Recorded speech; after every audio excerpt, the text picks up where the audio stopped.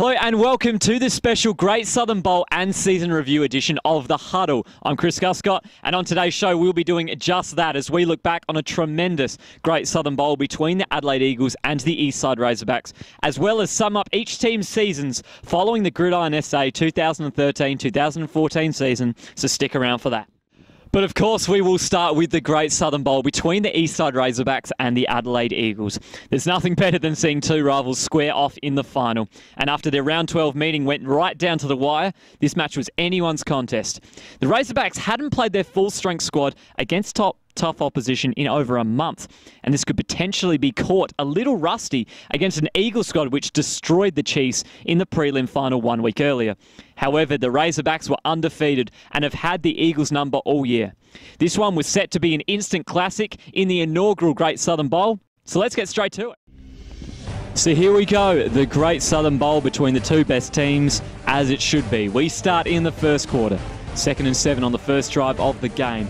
And the Eagles are straight back to their secret weapon. Tamani Seve starting to back up his prelim final performance already as he takes the handoff for the first down. Next play on first down, and Adelaide's favourite play now makes its return.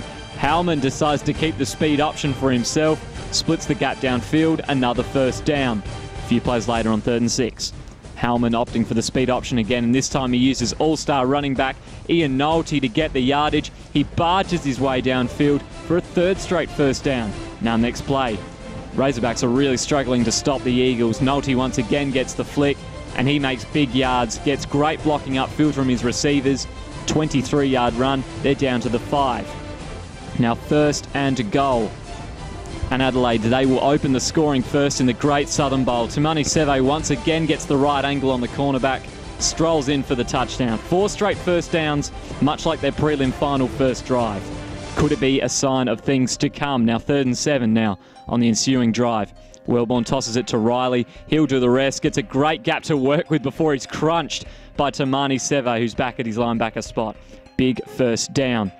2 plays later, Riley again gets the toss, but this time he is going to be stopped well behind the line of scrimmage. Chris Pearce making the tackle after Ben Sayuli set the edge well. 7-yard loss. That would force a punt. Now 1st and 10. And Nolte's going to send a massive scare through the Eagles. Fumbles the ball. It catapults its way past the first down marker and back into his own hands. Extraordinary play and a first down nonetheless. 2 plays later. And suddenly the speed option breaks down for the Eagles. Poor flick out to Nolte, and Taylor Barrington is able to recover it in perfect field position. Big time turnover gives the Razorbacks a chance to reply early. Massive play. 1st and goal. And Damien Voller, he's going to have none of it. Grabs Riley by the ankles, gets him down for the loss in the open field. Impressive from the All-Star. Now 4th and goal now. Wellborn on the quick drop finds Barrington for the big catch, and he will put his head down and barge his way through the defenders for the touchdown. There's a flag down, but it is ruled off, and the Razorbacks now lead 7-6. Ensuing drive, and here comes that speed option again. Howman opts to hold on to it and tiptoes his way into the secondary for the first down, and the Eagles are having their way on offense, bar the fumble. Now 3rd and 3 later on, and the Razorbacks this time will have their way as they make a big play on the running back. Massive stop to force the Eagles to punt for the first time in this one. Entertaining first quarter as we head into the second. First down now for the Razorbacks. And you can just feel this tackle from up here. Oh, Tamani Seve does what he does best and lays out Riley as he comes through the gap. Big hit to stop the run later on in the drive. And now the Razorbacks' big names are stepping up. Josh Builder makes a great catch downfield as he burns the quarter for big yardage. Massive play to keep the chains moving into Eagle territory. 2 plays later, Riley again takes the toss, and again he can't break the edge. Chris Pearce will make the tackle deep in the backfield. Another big play from the cornerback, 9-yard loss. Now 3rd and 18. And this is going to be a very nice play for the situation. Henry Olsen will receive the end around and use his speed to break through the original line of scrimmage. Well short of the first down though. However, it's only 4th and 3 following an Eagles penalty. And here is Builder again downfield to make the defense stay on the field. Beats Ravila again as he racks up more yardage down here.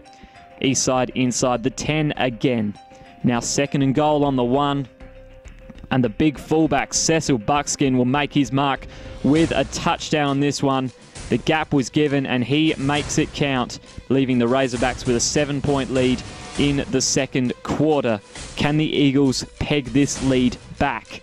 Ensuing drive, and this is not how you peg a lead back.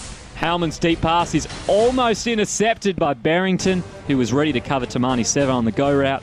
Eagles dodge a bullet late in the quarter on a new drive, and keep an eye out for the number 10 here as Tamani Seva makes a first down. Huge hit to bring down the huge hitter, and there is no love lost in this rivalry. Now 2nd and 13, and here's a play the Chiefs do well, but maybe not so much the Eagles. Tamani Seva's halfback pass is well underthrown and should have been intercepted, but is put down. Eagles punt away, however. Now 1st and 10 with time running low.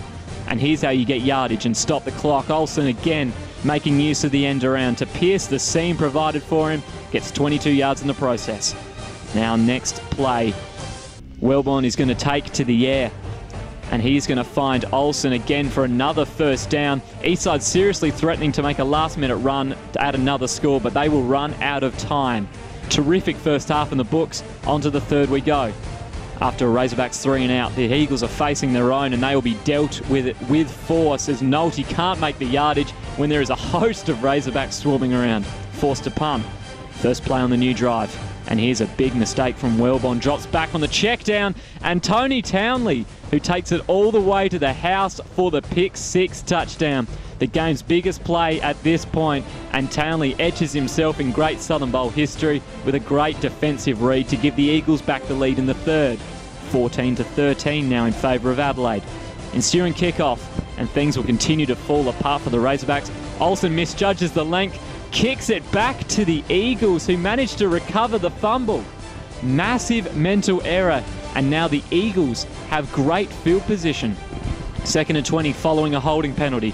And when you have an arm like Howman's, it is not a problem. Goes deep, finds Jesse Whiten for the first down, and then some. And even after the penalty, the Eagles continue to use the momentum. 4th and 5 now, and the Razorbacks can finally slow them down. They'll force a turnover on downs after Nelligan couldn't keep his hands on the ball. Razorbacks now starting again, trailing by 5. Ensuing drive on 3rd down, and here's Barrington again. Wellborn finds him on the quick pass. He makes some nice moves to get into first down territory. Eastside would punt though. Next drive, Howman has time to set himself. Guns down Whiten, but it's broken up by Barrington. Big time defensive play to stop a potential touchdown. Eagles would then punt. First play on the next drive, and Olsen will once again make the Eagles defense pay on the end around. Makes enough yards for the first down, cuts back inside, and then gets his wheels on as he breezes past the defenders. Big first down, removes half the field for the Razorbacks. Here they come, but as they do, the sprinklers come on, and the game is stopped, similar to the lights out problem in Super Bowl 47. The game is halted. Massive momentum killer for the Razorbacks. Will this work in the Eagles' favour? Both these teams move down to the other end. Play gets underway after a 5-minute delay. It is a 1-point thriller after 3 as we head into the final quarter. Deciding quarter, 1st and goal, and with the first play of the final quarter, the Razorbacks will retake the lead. A great finish from Cecil Buckskin gives the Razorbacks the advantage at the start of the 4th, and now it's the Eagles' turn to make the plays. Buckskin's second touchdown makes it 19-14. 3rd down and 9 now on the ensuing drive. Here comes the Eagles again. Tamani Seva takes the catch, gets a few extra yards to convert on the first down. What can the Eagles build? Well, the answer is going to be not much after penalties push them back to 4th and 35, and this punt is not much better. Poor punt leaves Eastside with great field position and the lead. Now first play of the drive. Buckskin will make another big play for his team, reads his line well and gets himself into the secondary with his big body. Eagles on the ropes if they can't stop Eastside here. Now 3rd and 4 within the red zone, and another Wellborn brain fade gives up a huge opportunity to score. Ricky Jai Ravila takes the gift and helps the Eagles stay alive in this one. Now they've got a chance to steal it. Eagles building a solid 9-play drive, and here is how you stop it. Barrington gets past the blocker and brings Nolte down with one swift tackle to force the 4th down with time slowly running out. Next play on 4th and 5. They'll need this, and they get it. Nolte takes the speed option past the corner and out of bounds for the first down. Stop is clocked with a fresh set ahead. And then very next play, with just 2 minutes left, there's a fumble. Tamani Seva takes the handoff, Kyle Woodford knocks it loose. Ball goes flying into Razorbacks' hands. A big pack forms, as it always does around a fumble recovery. And as the umpires sift through the scrum, they'll point towards the Razorbacks' end. And Eastside now has the chance to hold on as they go crazy. They can almost taste the championship now. 3rd and 6 in desperation time. Massive down ahead, and Olsen will deliver one more time. Gets the end around, and he manages to stay on his feet to move the chains at a huge moment in the final. Time running out for the Eagles. Now 4th and inches with moments left, and Buckskin will deliver once more.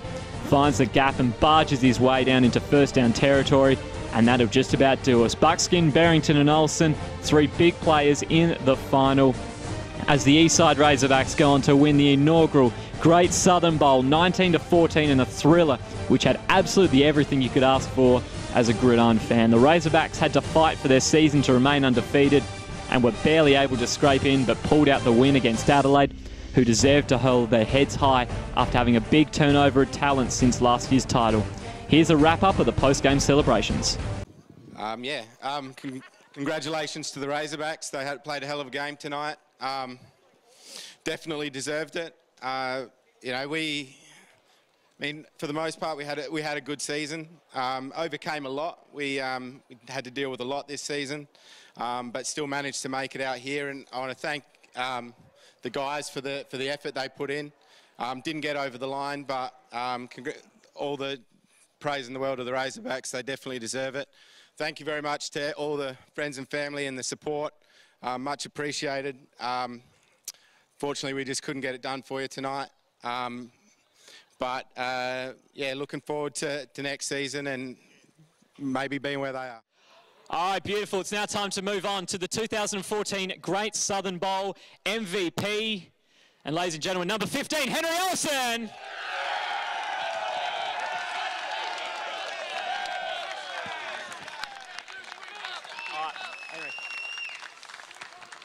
All right. Congratulations, Henry. You must have been feeling electric out there. 6 carries, 104 yards.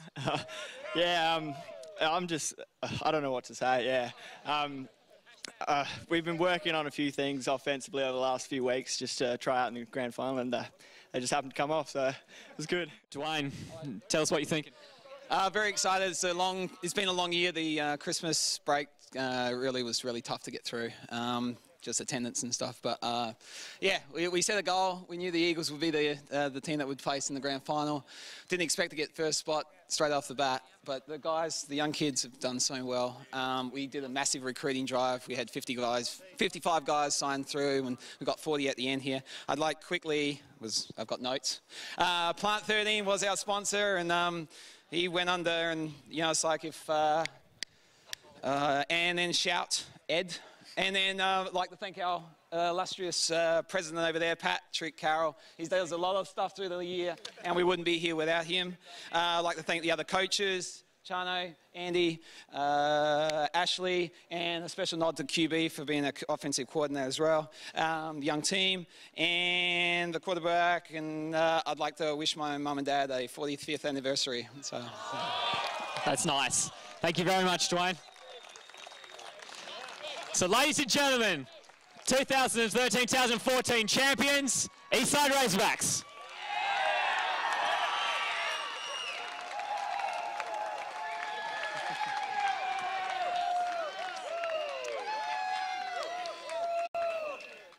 Now, after that epic final, it's time for the Huddle to take a look back at every team this season.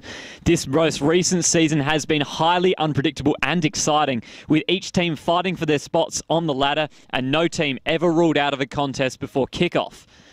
However, there needs to be a wooden spoon winner each year, and this year the Southern District Oilers took it out with a 2-win season, which showed signs of promise, but was not enough to see them make the finals for the second straight year. Oilers were involved in tight games all year, with 5 of their losses being by less than 10 points. Yet it was apparent that the league was simply a class above Southern District, as the Oilers only managed to defeat Port Adelaide twice.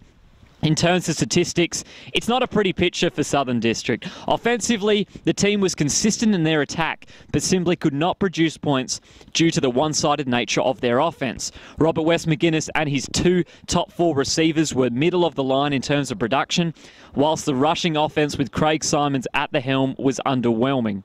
Defensively, the picture isn't that much better, with the Oilers finishing last in all but one category. However, the one category in which they did come last in, they came first in, yet this could be linked to the opposing team's ability to run with ease against the substandard rush defence. A lack of squad numbers leading to fatigue could be seen as the problem to the Oilers' late game struggles, and if they can get some more players onto their team, they could be pushing finals next year. Next up is the Port Adelaide Spartans, and they were desperate to get back to the finals appearance from last year. They came close, but it just wasn't to be this year, as they simply could not score enough points to produce victories. Wins were few and far between as the Spartans struggled to gain consistency throughout the season. Yet despite holding the undefeated Razorbacks to 2 6-all draws and beating finalists South City twice, they suffered 2 losses to the hands of the Oilers and could not get too close to the Eagles. Moving on to the stats, and the Spartans stat line proves that defence only really wins you championships when you score at the other end. Port Adelaide managed just 10 points per game and finished last in total yards and passing yards. However, on the back of all-star running back Aaron Dixon and all-star guards Damien Benetti and Joe Colonja, the Spartans managed to produce the second best rushing attack in the league.